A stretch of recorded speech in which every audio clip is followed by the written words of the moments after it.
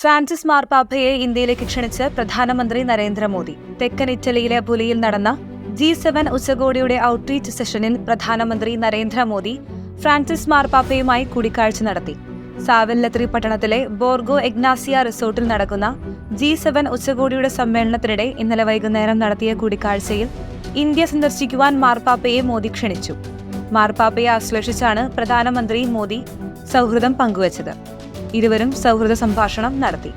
G7 ഭാഗമായി Francis മാർപ്പാപ്പയെ കണ്ടുവെന്നും ആളുകളെ സേവിക്കാനും ഭൂമിയെ മികച്ചതാക്കാനുമുള്ള അദ്ദേഹത്തിന്റെ പ്രതിബദ്ധതയെ അഭിനന്ദിക്കുകയാണെന്നും ഇന്ത്യ സന്ദർശിക്കാൻ അദ്ദേഹത്തെ ക്ഷണിച്ചുവെന്നും നരേന്ദ്രമോദി എക്സിൽ കുറിച്ചു. 1948 നയതന്ത്ര ബന്ധം തുടങ്ങിയതു മുതൽ വത്തിക്കാനുമായി ഇന്ത്യക്ക് സുദൃഢമായ ബന്ധമാണുള്ളതെന്ന് മോദി മാർപ്പാപ്പ കൂടിക്കാഴ്ചയെക്കുറിച്ച് വിശദീകരിക്കവെ പ്രധാനമന്ത്രിയുടെ ഓഫീസ് ചൂണ്ടിക്കാട്ടി. ഏഷ്യയിലെ രണ്ടാമത്തെ വലിയ കത്തോലിക്ക വിശ്വാസ സമൂഹമായ ഇന്ത്യയിൽ മാർപ്പാപ്പ അടുത്ത വർഷം സന്ദർശനം നടത്തിയേക്കുമെന്നാണ് പ്രതീക്ഷ.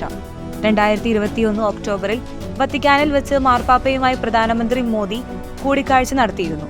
അന്നും മോദി മാർപ്പാപ്പയെ ഭാരതത്തിലേക്ക് ക്ഷണിച്ചിരുന്നു. ഫ്രാൻസിസ് പാപ്പ നിരവധി തവണ ഇന്ത്യ സന്ദർശിക്കുവാൻ ആഗ്രഹം പ്രകടിപ്പിച്ചിട്ടുണ്ടെന്നതും ശ്രദ്ധേയമാണ്. എന്നാൽ സന്ദർശന വിഷയം പിന്നീട് ചർച്ചയാകുന്നില്ല എന്നതാണ് ഖേദകരമായ വസ്തുത. വിഷയത്തിൽ കേന്ദ്ര സർക്കാർ നിസ്സംഗത പുലർത്തുകയാണെന്ന ആരോപണം നേരത്തെ മുതലുണ്ട്.